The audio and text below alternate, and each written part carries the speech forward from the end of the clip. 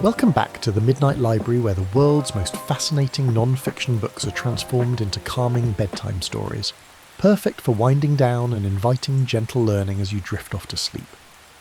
Tonight we explore the incredible system that shapes your identity, your imagination and your future, your memory.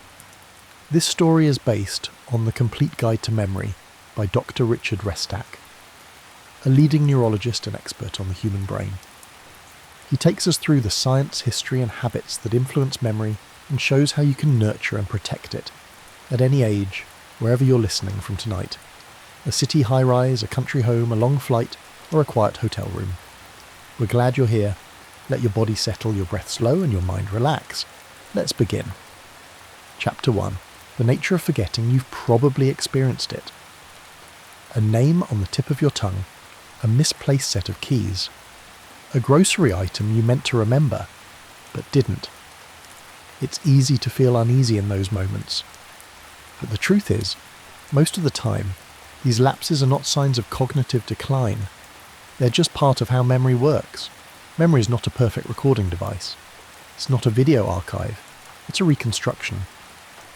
What you remember depends on how focused you were, whether it had emotional weight and how connected it was to other ideas. Most forgetting isn't loss, it's inattention. The good news is, memory can be strengthened with practice. Like a muscle, it grows through repetition and use. And even though no technique can eliminate all risk of disease, habits that reinforce memory can help protect your mind in the long run. Let's journey back in time now, to discover where memory training began. Chapter 2. Ancient Memory Wisdom. In ancient Greece, the poet Simonides survived a building collapse afterward. He helped identify the victims by remembering where each person had been sitting. That experience led to the method of loci, also called the memory palace. A technique that links vivid mental images to familiar physical spaces.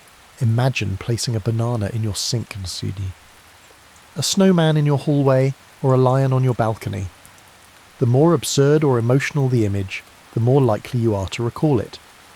Philosophers like Aristotle and St. Augustine saw memory as a creative force, not just storage but transformation.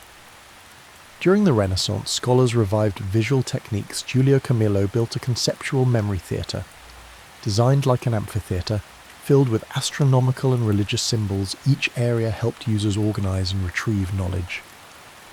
Memory wasn't just practical, it was spiritual, emotional, and deeply human. Tonight, as you rest, think of your mind as a memory palace, with rooms filled with colours, stories, and symbols, waiting patiently for you to explore. Chapter 3. Modern Understanding of Memory. In the 1800s, psychologist Hermann Ebbinghaus studied how we forget. He found that memory fades quickly at first, then levels out over time, a pattern now called the forgetting curve. He also discovered that relearning something is faster the second time, that leftover trace is called savings. Today, memory is understood as a dynamic system. The hippocampus encodes new memories. The amygdala tags emotional importance. The cerebral cortex stores long-term knowledge. You remember best when multiple senses are engaged. Sight, smell, touch, and when information is connected to personal experience. Memory works through association. The more links you make, the more durable the memory becomes. You can train yourself to recall things by using images, by tracing your thoughts backward, or by mapping out how ideas relate to one another. Your brain is not a warehouse. It's a living network, and it's always changing even as you sleep. Chapter 4. 4 types of memory. There are 4 main types of memory. Episodic memory helps you relive personal events. It uses the hippocampus to recreate moments like your last vacation, or your high school graduation. Semantic memory stores general knowledge, things like facts, grammar, or the meaning of words. Procedural memory handles skills and habits, like driving, playing an instrument, or swimming. These become automatic through repetition. Working memory is your mental notepad. It holds information temporarily as you do math in your head, plan your day, or follow instructions. Working memory can be stretched through chunking, which groups related items together. It can also be strengthened by linking ideas to vivid images. The more unusual the image, the more likely it is to stay in your mind. Think of a toaster full of jelly beans, or a cat wearing glasses reading a newspaper. Absurd but sticky. These strategies make memory more accessible even as you drift towards sleep. Chapter 5. Why Memory Fails. Memory doesn't always work the way we want it to. Neuroscientist Daniel Schachter described 7 common failures. Absent-mindedness, like forgetting your phone transients, the natural fading of details over time. Blocking, when a word or name just won't come, misattribution. Linking memories to the wrong source, suggestibility. Letting new information distort what you remember, bias, where current beliefs change how you remember the past. And persistence, when painful memories intrude again and again.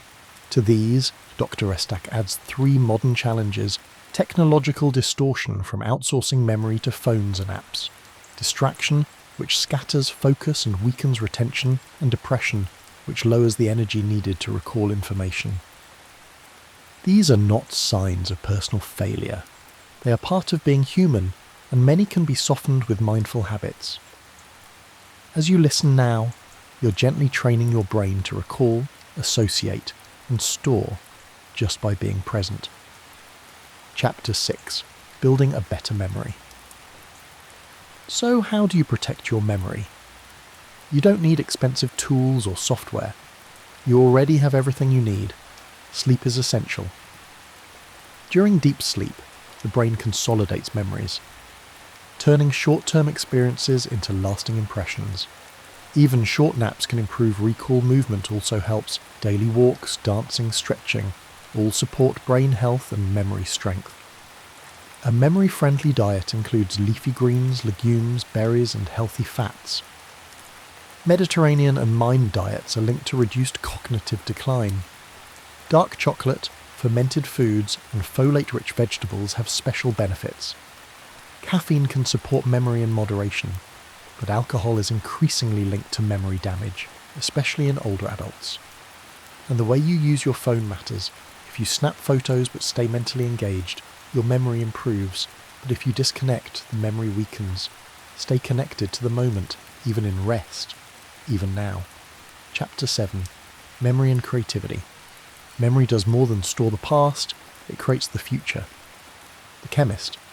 August Kekuli dreamed of a snake biting its tail. That image led to his discovery of the ring structure of benzene. It came from rest, from memory mixing with imagination. Your memory is not just a record, it's a canvas. It helps you imagine, solve, reflect, and grow. When memory falters, creativity suffers. But when memory is strong, your ideas flow more freely, and your sense of self stays whole. By caring for your memory, you care for your future. Let that thought settle softly into your mind. Chapter 8. A Gentle Goodbye. Tonight's story reminds us that memory is not fixed. It is not fragile. It is dynamic, responsive, and full of potential. Understanding how it works helps you use it wisely and keep it strong through sleep, movement, meaning, and attention. You can strengthen your memory and preserve what matters most. You're not your forgetfulness. You're your connections, your stories, your intentions. Here at the Midnight Library, we thank you for joining us. If you enjoyed this episode, let us know where you're listening from. It helps our sleepy community grow. And now it's time to drift, to let go, to rest deeply. Good night and sweet dreams.